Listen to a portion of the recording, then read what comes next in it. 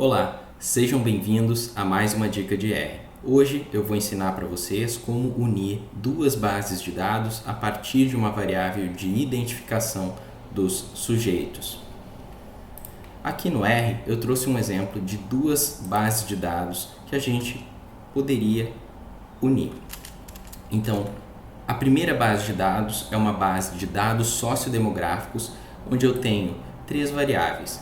A variável de identificação desses sujeitos, chamada ID, uma variável com a idade desses sujeitos e uma variável com o sexo desses sujeitos. Eu também tenho uma base de dados clínicos, que eu tenho também uma variável de identificação de mesmo nome, chamada ID, para identificar esses sujeitos de forma única. Tem uma variável de tratamento, que refere-se ao tratamento que esses sujeitos receberam no ensaio clínico hipotético, uma variável chamada pré e uma pós, que identifica os scores de pré e pós-tratamento dos sintomas desses sujeitos no ensaio clínico. Para unir essas duas bases de dados, vou utilizar o pacote dplyr.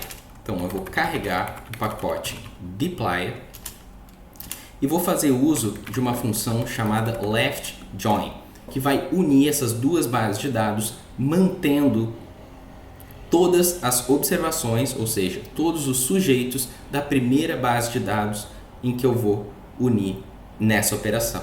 Então eu vou colocar como primeiro argumento meus dados sociodemográficos, como segundo argumento os meus dados clínicos e vou utilizar o terceiro argumento aqui, o argumento by, onde a gente vai colocar como valor a função joinBy.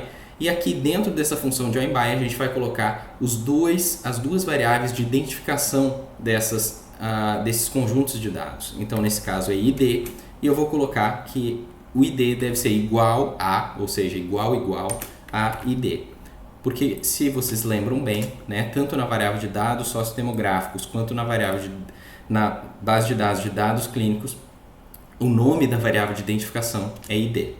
Então se eu rodar essa função aqui, a gente pode ver que a gente tem todos os sujeitos, então apenas os sujeitos referentes à primeira base de dados sociodemográficos, porém agregado os valores da base de dados clínicos.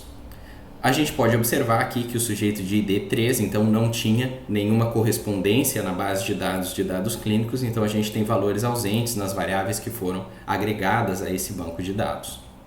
A gente poderia também ter uma situação onde essa variável de dados clínicos tivesse um nome diferente na variável de ID. Então, eu poderia utilizar aqui a função rename para renomear essa nome de variável.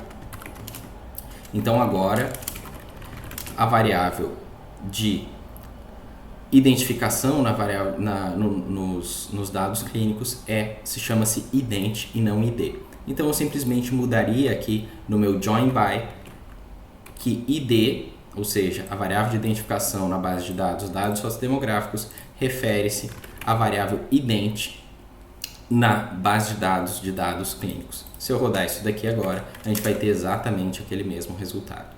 Gostaria apenas de salientar para vocês, vou mudar minha câmera aqui, na nossa ajuda, que a gente tem três tipos principais de join. O left join, que eu mostrei para vocês, para manter todas as observações da minha primeira base de dados que está sendo unida. O right join, que vai manter todas as observações, todos os sujeitos da segunda base de dados, e o full join, que vai manter tanto os sujeitos da primeira quanto da segunda base de dados, independentemente de terem dados correspondentes.